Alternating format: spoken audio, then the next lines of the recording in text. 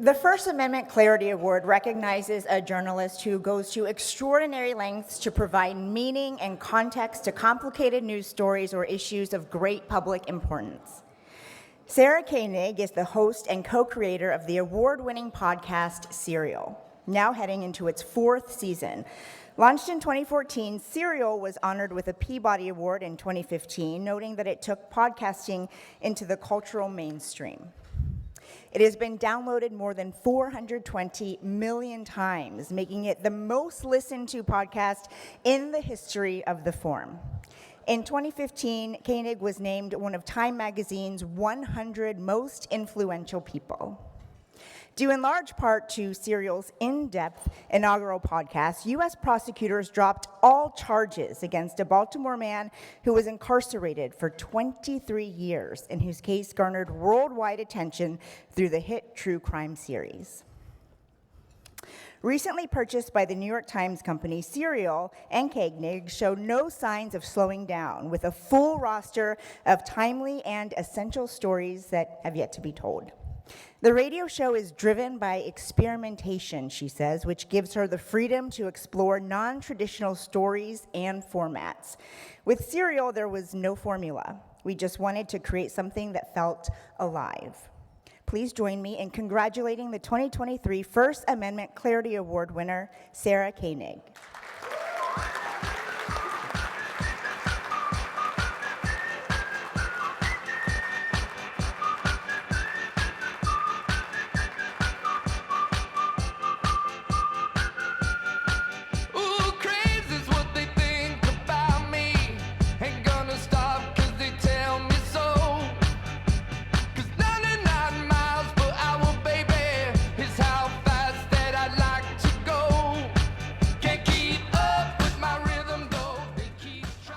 Thank you so much, and thank you for not making me go immediately after Keith Davis. I appreciate that. I'm going to try to keep this short in honor of my father, a writer of short declarative sentences, who died in 2014. He is the first person I thought of when I got word of this award. I thought he'd be uncommonly proud of me. Words were his bread and his weapons and his pleasure. I never knew anyone as delighted by words as my father. His beacon, always clarity, and cleverness also, but never at the expense of clarity. He was an ad man, a copywriter, a Madison Avenue upstart in the early 1960s. He wrote great and groundbreaking ads. Think Small for Volkswagen, Timex takes a licking and keeps on ticking. He named Earth Day, Earth Day. In 1966, he was inducted into the Advertising Copywriters Hall of Fame, which maybe you didn't know that was a thing, but it is. And at the awards dinner, he gave an insouciant speech.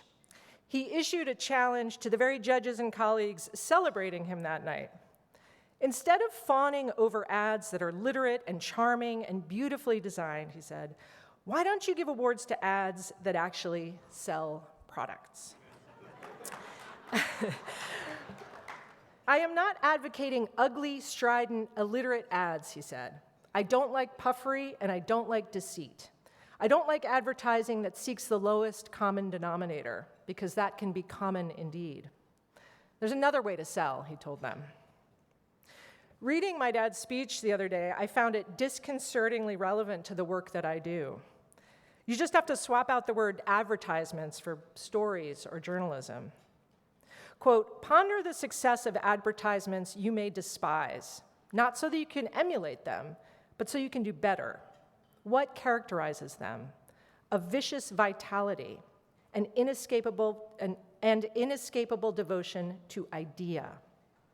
He offered an example from about 1910 of one of his favorite ads. It went like this: "If you have $1 and if you have piles," piles are hemorrhoids, in case you didn't know.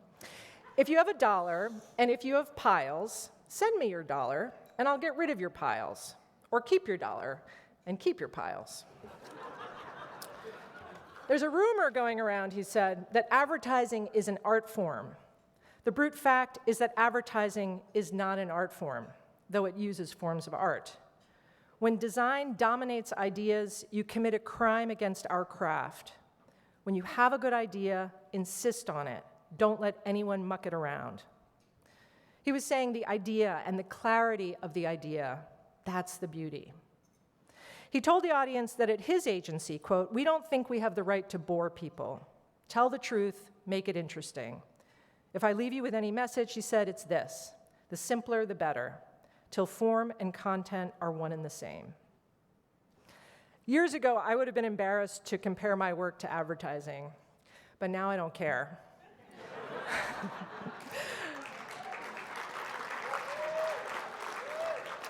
Because I do sell ideas. We all do. We try to claw our way into people's consciousness, to make them care about the truth, to make them confront it without boring them or bumming them out too much.